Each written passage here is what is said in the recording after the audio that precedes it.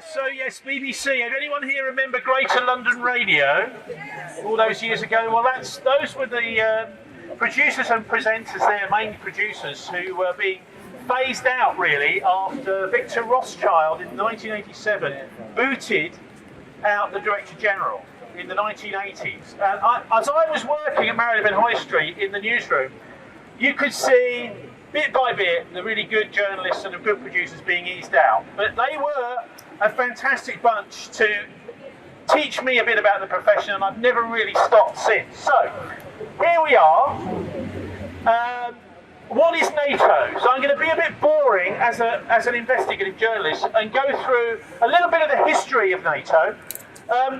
It was quite strange, wasn't it, how the Cold War started just about straight after the Second World War. And I just did a little look around. Up until 1980, a whole load of the middle-ranking and senior Nazi generals, colonels, etc., were brought into NATO. And I'll just run through Adolf Halsinger. And these are the people who were the top people in NATO, the senior military positions in NATO up until 1980. Adolf Heutzinger, Hans Spiegel, Johann Steinhoff, Franz Josef Schutzer, Ferdinand von Singer and Ettelin, Johann von Klielmansegg, Ernst Ferber and Karl Schnell, all senior Nazis who we fought in World War II, who then became senior NATO military officials, that is, chiefs of staff and things like that. So it's pretty obvious what was going on to the Soviet Union and the Russians at the time, that there was a transfer of the people that they'd been fighting on the Eastern Front into a new organisation known as NATO.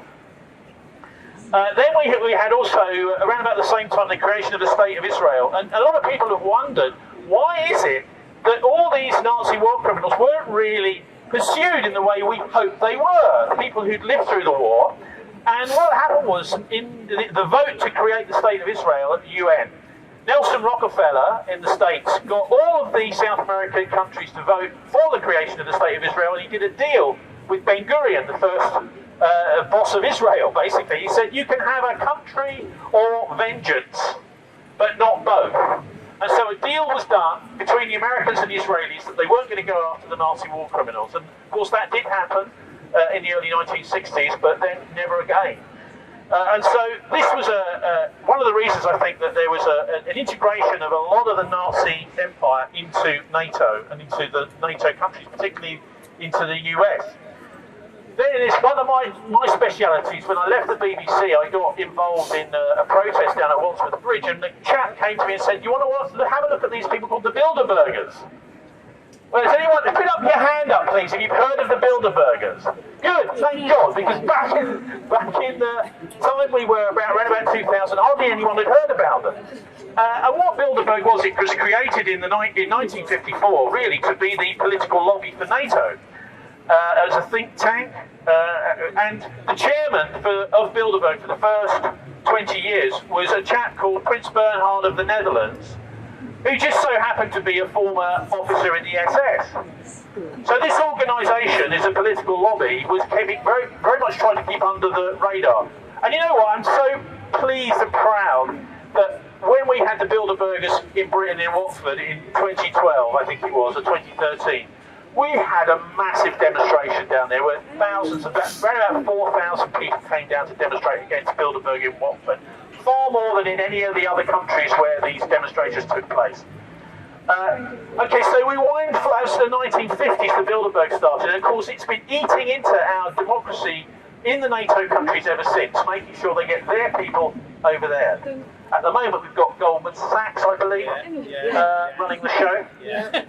And of course they're always at the Bilderberg conferences. They're the people that funded the Obama and Clinton election campaigns. So in 1966, something wonderful happened. Do you know what it was? When? Anyone like to just remind us, because this is just within my memory. When? The French, under de Gaulle, kicked out NATO. They said, no, we're not having NATO anymore, thank you very much, and the Americans had to go with their tail between their legs out of the country. And many of you, I'm sure, have seen the wonderful film that was made about about. We were just chatting about it. Can you remind me what the name of the film was, please?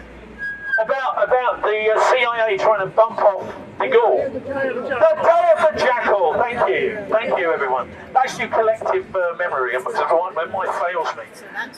So they stayed out of NATO until Sarkozy in 2014. So that's almost 50 years. If the French can do it, so can we. Anyway, so if we go back to 1972, we had an amazing headline in the Daily Express on the Saturday. And that headline was, Bormann is alive. Now, Martin Bormann was Hitler's private secretary, and there was a whole load of discussion after the war about what had happened to this guy. He disappeared. Oh, then they said that they found his body, but no. Actually, Stuart Stephen, who is a Jewish journalist from Bristol that had come to work on the Daily Express, along with the Hungarian photographer, Ladislas Farago, they got photographs of Bormann in Buenos Aires. And they put them in the Daily Express that day. There was a big hoo-ha about that. And it was wonderful to see that actually this attempt to cover up the relationship between the British here, that is to say Desmond Morton and Winston Churchill over the road, and Martin Bormann and Adolf Hitler over in Berlin, was being exposed. And this is what I wrote my book about, which I published during the lockdown. It's called The Traitors of Arnhem. And it explains that in 1944, the deals were being done across the road and in Berlin with between the two countries to give safe passage to these Nazis. And so I think for many people that don't understand just how close, we know a lot about Operation Paperclip and the Americans, but we don't necessarily understand that it was down here as well we're doing deals. They were making sure that the Nazis had safe passage after the war in exchange for the loot of the whole of Europe, $1 billion or so, which was a lot of money back in the 1940s. If you're interested in the book, I've got some leaflets about it where you can get it online or whatever later. Then we had in the 1980s, anyone heard of Operation Gladio? Yes. Operation Gladio. So what was that about? That was about blowing up European citizens right across the continent, mainly in Italy and Belgium and places like that. And this was a NATO intelligence-led operation. The stay-behind forces were blowing up Europeans and blaming it on, guess who? Communist sympathisers, communist supporters. But it wasn't. It was fascists. And it was NATO that was doing this. And then, for anyone here that's not seen it, the BBC, bless them, back in 1992 did a brilliant programme, a 3-part series, Time Watch, with Alan Frankovich, where they explained, they took you through the evidence that NATO was blowing people up across Europe and trying to blame it on the Soviet Union. So there's another little exploit of wonderful NATO, which I think, we can all agree we just need to leave as soon as possible. Bologna railway station bombing, nearly 100 people altogether killed around that, the Brabant massacres in Belgium and the Piazza Fontana in Italy. What they were doing was, guess what? Italy was turning communist. And so NATO decided we're not having that, and the CIA, and so they just started blowing people up in Italy, and eventually they even kidnapped and killed Aldo Moro, the Prime Minister. And this is what we're not supposed to know about this, but if you go and have a look at the BBC Time Watch series, they did a fantastic job. Aaron Frankovich did a fantastic job on that. He also more than 1,100 Italians murdered. More than 1,100 Italians murdered by NATO. So it's a shame that Italy didn't leave, really. I mean, anyhow, so then we had the famous statement that we heard a little bit about earlier on by James Baker, the US Secretary of State, on February the 9th, 1990. We promise not to move an inch eastwards. Oh dear, what a fib. Because of course, as we've also just heard, the expansion of NATO is doubled eastwards. So the Americans were just lying. And now, of course, we've got an American war going on in Europe, American fueled, and with the British, of course, involved in that, which is a massive proxy war, which Europe is going to be whole of Europe is going to suffer from. Then in 1989, Alfred Herrhausen, who was trying to do after the Berlin Wall was when the Berlin Wall was falling, Alfred Herrhausen was the Deutsche Bank chair. Suddenly he's trying to do all these deals between the Soviets and the West and the Germans. Oh, he's assassinated, and NATO were implicated in his assassination too. The idea is, of course, if you haven't got it by now. In polite circles, in diplomatic circles, it was well known what NATO was really all about. It was nothing to do with defence. It was about three things: keep the Russians out, the Americans in, and the Germans down. And the assassination of Herrhausen was part of keeping the Germans down. And of course, exactly the same with the Nord Stream pipeline. Keep the Germans down. And isn't it frightening the way that the Germans have just not kind of said anything about the fact that the Americans blew up this joint venture between them and the Russians? And then along comes Putin. You know, now NATO starts getting excited again. Here's someone we can really hate. But in 2000, he joined the World Economic Forum, the G8, and all that stuff. But Putin is quite smart because he was making friends with the West. But meanwhile, behind his back, he's building up the military machine to take on the United States and win. And I think 20 years later, where we are 23 years later, that's now where we are. The Russians are confident that if the Americans want to have a war with them, that the Americans are going to lose. And let's hope we don't get caught in the middle of all of that. Trying to bring it just a little bit more up to date. And by the way, I do a programme every week online. It's at thisweek.org.uk.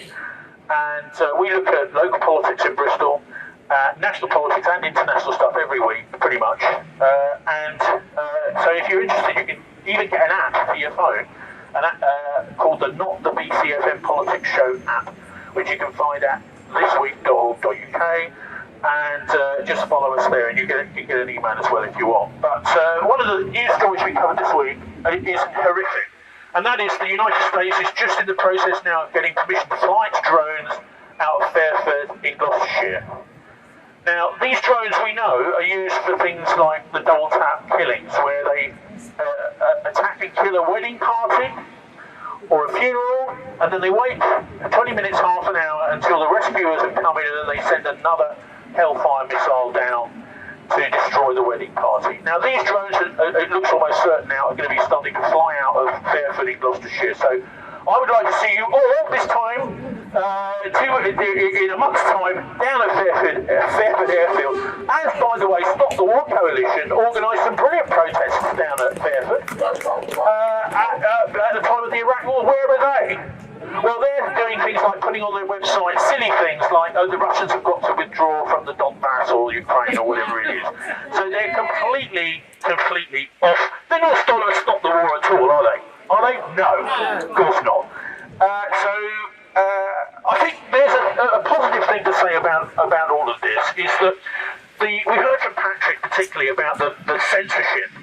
It's appalling censorship of what's going on. Of course, all the journalists pretty much know it's being censored, but then they don't dare say anything or they'll lose their jobs. And I think, we need to have a little bit of sympathy for journalists, not just hate completely on them, because they're human, they're like the police, they have to do as they're told, otherwise they lose their jobs. Now, many of them, I think, are actively lying, but there are some there also that are trying to do the best that they can and hanging on in there for a time where they can say things, and maybe sometimes go out with a bang, as they do occasionally. William Joyce was a broadcaster in the Second World War in Luxembourg, Radio Luxembourg, for the Nazis, and he was an American he was called Lord Haw Haw. Now the British over here and in the war cabinet down the road had a big discussion in World War II. What do we do about this guy?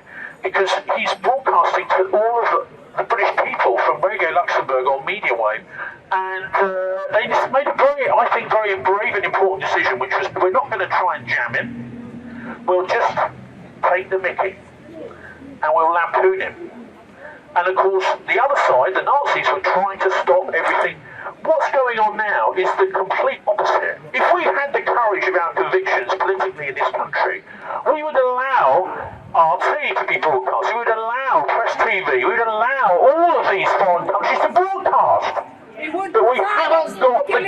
because we know that it would show up our own corrupt, propagandistic mass media and the billions of pounds spent in it here in London.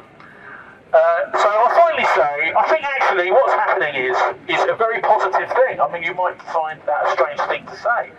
But the establishment in this country, the City of London, etc., Goldman Sachs and the rest of the Bilderbergers, what they're doing is they're trying to fight a war on two fronts at the same time.